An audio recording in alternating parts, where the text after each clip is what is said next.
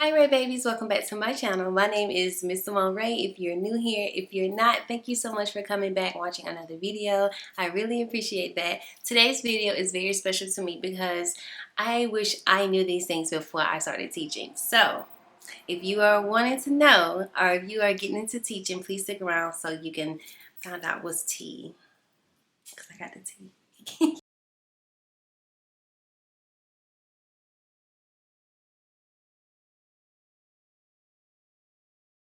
I wrote down about 7 things that I wish I knew before I started teaching. So if you kind of see me looking to the side, I'm looking at my notes to make sure I don't miss a thing. And also, I just want to go ahead and apologize in advance for the traffic because they zipping and zooming today. So I'm sorry, but I did want to get this video out and I wanted to get it recorded because I thought that this was just so important. It's important to me. These are just some things that I've learned in my first and second year of teaching, and I know that I'm going to be learning so much more in my third year, and I'm so excited for this year because I have just learned a lot, and luckily I'm still in the same grade level.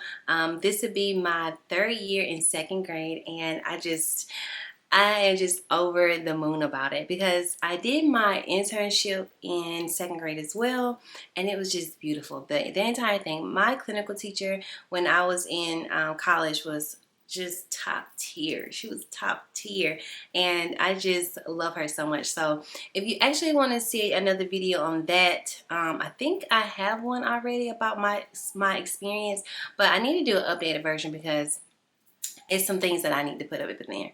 So let's just get up into this tea, okay? All right, so the first thing that I want you guys to know, if you're new to teaching, or even if you're not new to teaching, I think it is so important to keep a growth mindset because in my first year, even if I compare the 3 years I've done it, my clinical teaching, my first, and then my second year teaching, all 3 have been different. And not necessarily with the standards or anything like that, but it's a learning process. Like when you are new to this, you ain't true to this yet. So it's a learning process. So give yourself some grace. Make sure that you have an open mind because that's the only way that you are going to learn. That is the only way that you're going to grow. If you are automatically getting stuck in your ways, especially in the beginning, I mean, I wouldn't recommend it if you're a 13-year teacher or a vet teacher either. But it's very important for you to understand that things change semester to semester, year to year, even at school to school, things change. So being able to have that growth mindset and open mindset of change is going to help you adapt so much when it comes down to teaching because honestly, I've experienced so much change in between the first and the second year, and I know there's things are going to change between my second and third year. So being able to just go ahead and accept that and use your strengths with that change, and that's what's going to help you a lot. Another thing that I've learned between my first and second year is just keeping your boundaries, making sure that you are staying professional. Of course, you want to maintain your professionalism to the T. Like you want to do your absolute best. Make sure that you say what you mean and mean what you say. That you are making sure that you setting those boundaries, and because it like for a person like me, it's easy to yeah, it's easy for me to kind of stray, but all people aren't like you, and that's okay. It's actually a great thing. But making sure that you keep your job at your forefront first. Make sure that you are thinking about the kids. Make sure you're thinking about getting them where they need to be. Making sure that you are maintaining that professionalism through and through, no matter what. Another thing that I wish I would have kind of known or just kind of gotten a little more apt to is just that every classroom is different. Every set of kids is going to be different. Like my first year kids are not like my second year kids. My second year kids won't be like my third year kids. Like every classroom is going to be different, especially if you're in another grade level. Like again, luckily I've been in the same grade level, so I can't speak on that. But I watched other classes and other grade levels. Now everything connects in a sense, but the kids are just different, and that's okay. Your classroom won't look like another person's classroom that's on the same grade level as you. Now, but with that being said, we do need to have some type of cohesiveness within the standards and teaching and all that things. Like, they should be learning just about the same thing. However, your style of teaching math may not be the same style of teaching math to someone else, and that is okay. Like, put your own spin on it, do your own thing, and that's okay. So just being open-minded about the differences in everyone's classroom, and not feeling like you can't use anyone else's tips and tricks in the classroom, because at the end of the day, you need to learn how to work with your peers and just use what they have, and it's just like a collaborative effort. So making sure that you understand your classroom won't look like somebody else's classroom. However, having an open mind to making necessary changes if need be. The next thing that I thought was very, very important. Now, it's hard for this when you're a new teacher, because before your first year, you don't necessarily know what grade you're going into. But what I would do if I could do college all over again, I would definitely get to know all of the standards a little bit more, because I just feel like once you familiarize yourself with the standards, you can kind of not necessarily know what you're teaching, but the words of it, the verbiage of it won't sound like another language to you once you start teaching. Because now I would say it took me a minute to kind of, like, those reading standards, it took me a minute, and I'm still learning them. But it took me a minute to kind of just understand what it meant. And then it took me a minute to kind of connect it with the classroom. How can I get this standard how can I get my kids to master these standards in the classroom, especially with kids being so different, because the way I did it one year may not be how I can do it the next year, because the kids are different. So just being able to connect those standards, understand your standards, break down the standards, know what they are asking you, know what you need those kids to be doing, and then understand that when you understand that it's depths to a standard. Like, it's an overall arc of them understanding, and then it's the deeper meaning understanding of, like, once I teach this main idea, and then can they teach it to another peer? Like, that's how you know they got it. And it's just important. Now, that definitely comes with time. That definitely comes with time, because again, I'm going into my third year, and it's still a learning curve for me. But I just wish that I had time to kind of deep dive into some of the standards a little bit more before I started teaching, just to kind of give myself just familiar with what I'm going to be teaching. And I advise you to do that in the summer. I advise you to kind of just look over the standards, look them up, Google them, see what they mean, ask another teacher, ask your principal, ask your instructional coach, like, what does this mean? What does it look like for a student to understand this? How do I know a student understands this standard? So that worked for me. And again, like I said, it's not just more of understanding the kids and just the standards. You need to understand them both and connect them both. I hope that made sense. And another thing I wanted to say about standards was, make sure you connect everything to a standard. I see a lot of teachers either get upset because they can't do something, or they come in, admin comes in the classroom, and they're doing something that doesn't connect to the standard. I mean, at the end of the day, if you want to do something fun, connect it to a standard. If you want to do a craft, connect it to a standard. And honestly, that's our job. That's what we're supposed to be doing. We're teaching these kids the standard of whatever state that you're in. And that's what you're supposed to be doing. Like, you can't get mad because you're not doing your job. Do your part. But that's something that every time that I ask, like, a veteran teacher or someone that has retired from the profession, they always say, everything you do, connect it to the standard. Like, you can never get in trouble, for the most part, if you connect it to a standard. So, and I do that. Like, if I'm doing a craft, then, like I said, think about main idea. We read a story on main idea. We may answer some questions, comprehension, or what the case may be, and then we do a craft. So, like, I just want to make sure that you understand you can definitely do fun things in the classroom, but just make sure that is connected to the standard, and that it's still a way that kids are learning and they're involved. So that is very important. As a new teacher, you are deep in the trenches of teaching. You're grading papers, you're in your classroom, you are decorating, you are meeting parents, you're doing admin meetings, you are doing some of everything. And it's so easy to get caught up in that, especially like if you have a true blue passion for it. It's so easy to get caught up in that and think nothing of it, because that's where I was. I was like, oh, this is cool, girl. Like, I don't care if I stay in the school 8 o'clock at night. Like, what?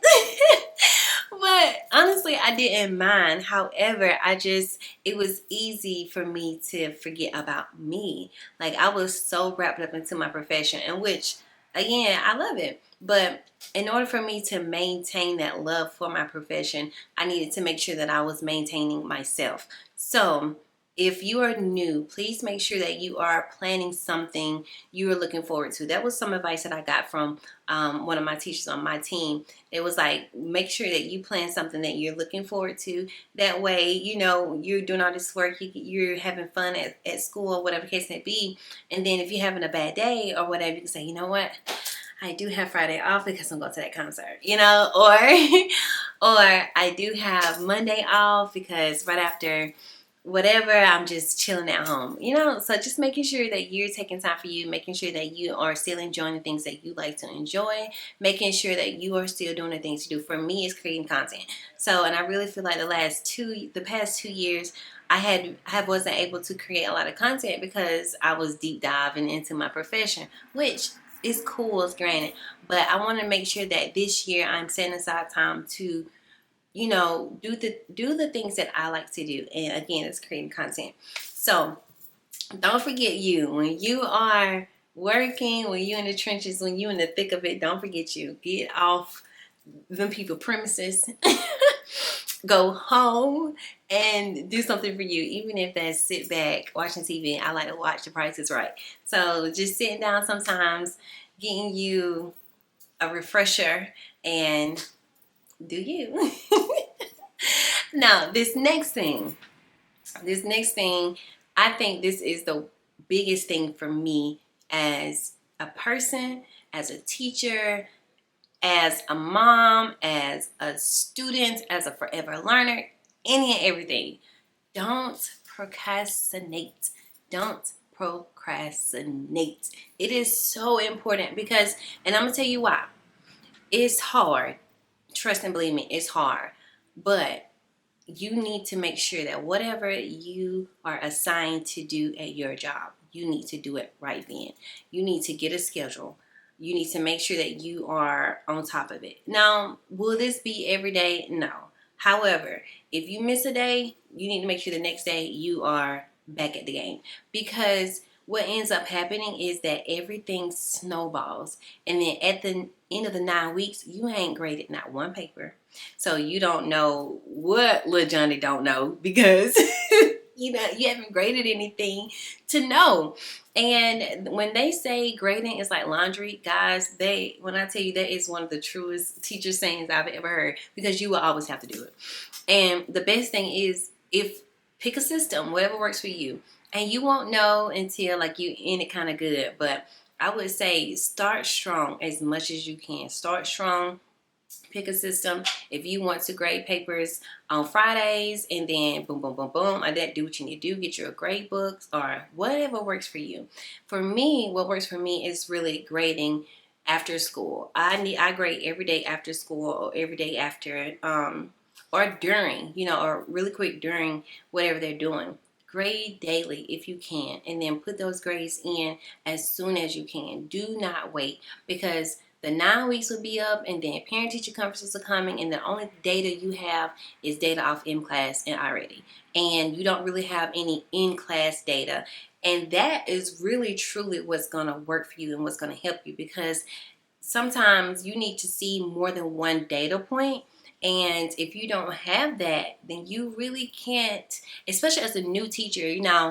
Vet teachers, they can, they probably can get away with it because they've seen it a lot. They're like, oh, I already know little Johnny can't comprehend this because his letter sounds, and all those things. Like, they probably can kind of get it a little more. But us, baby, no. We need to be making sure that we are on it. So when we get to that stage, we can do whatever we can do. But please make sure that you are not procrastinating. Please make sure that you are trying your best to be on top of the things. For me, I'm a writer, so I have to write everything down. I write everything down, and then I check it off as I go, and I have to make sure that when I grade, I go ahead and put it in right then. If I miss a day or skip a day, I make sure that I get back on it, because my first and second year, guys, I procrastinated so bad. And it just stressed me out even more, because that led to me being at school longer. It led me not being able to work out. It led me not being able to spend time with my kids, and just a lot more not being able to record because I was so behind. So, and like I said, it just gets worse. It doesn't get better. So if that's one thing you can take from this video, please take that one. Don't procrastinate. Do what you're supposed to do right then. Meet those deadlines. Matter of fact, if your admin or anybody gives you a deadline, don't wait till the deadline. Put it on the calendar. Like, if you can't do it at that right at that moment, put it on your calendar for a day that you do it, and just boom. Because when you're a newer teacher, you have BT meetings to go to. You have meetings no one else has to go to. Like, you have letters trainings. You have all these things, and then you have school trainings that you have to do on top of regular stuff all the other teachers have to do. And then, don't forget, you gotta teach. So it can become a lot. So however you stay organized, however you do the things that you need to do, please don't procrastinate. Just do it, girl. Just do it. My last thing that I think is very important as a new teacher is saving for the summer. Now, it is hard, especially that summer before you start teaching, before your first year. That summer, you don't know where you're getting money from. So if you don't have a part-time or donations or Amazon list, please make sure that you are doing that, because for me it was very difficult, because I had to leave my full-time job and to go work full-time for free at my school. Now, and then within that though, I just had to pray and lean on my significant other to kind of help us out. But thankfully I had that help. And I just think it was very important for me to be able to save as much as I could, get the classroom together, and I worked with what I had to do what I could, especially for my first year. And now my first summer after that, my first year, I had to work my part-time, so it was just a lot. It was a lot. And then this my second year, I did the same thing. I did summer school and I worked my part-time, so that got me through. But this year, when it comes to finances, I don't care what is going on. I will make sure I have a summer savings fund for the summer, because the summertime is really our time to decompress. It's our time to think about the next year. It's our time to think about what went well, what did not, and then how can you better yourself as a teacher? How can you better yourself as a person, a co-worker, all the things. Like, people think just because we have the summers off that our brain is off. No. I mean, not for me. For some people, I'm still a newbie, so not for me yet. My brain is very much still on, and I'm just always thinking about getting a head start. Like, the summer for me is getting a head start on the new year, because I'm able to really now sit down and think about, again, the things I could do to make my classroom better, the things I could do to make myself better. What can I do to make sure that I'm ahead of the game? That's putting in those dates, going ahead, knocking out my open house stuff. And of course, spending time with my family, creating content, getting things. It's so much stuff that I can do in the summer. But I can't do that if I'm stressing about finances. So as hard as it will be, sweetheart, please make sure that you're saving something for yourself in the summer, or have some type of summer financial plan. If you are planning to work in the summer, cool. If you're not, please make sure that you are taking that money from your paychecks. And this is for my 10-month employees, because if you 12 months, then you do you, girl. You do you. Okay. But if you are not, please make sure that you are saving as much money as you can. Before you start teaching, I will say the same thing. Please make sure that you're saving as much money as you can, because I would say about $800 will give you a good start for your classroom. Because if you want to decorate, like if you want to go out loud and do your thing, because you got to think about decor. You may want to buy chairs. You may want to buy laminating sheets, ink, a printer, and it just depends on, it just depends on your aesthetic. What are you going for? What do you want your classroom to look like? If you want to use the stuff the school provide, if you don't. So I would say an $800 buffer for your first classroom would probably do the trick. So yeah. So those are just some of my tips and tricks, some of the things that I've learned and that I wish I kind of knew so far going into my teaching journey. I'm so excited to be going to my 3rd year. And if you guys would love to see more content like this, please let me know. Like, comment, subscribe.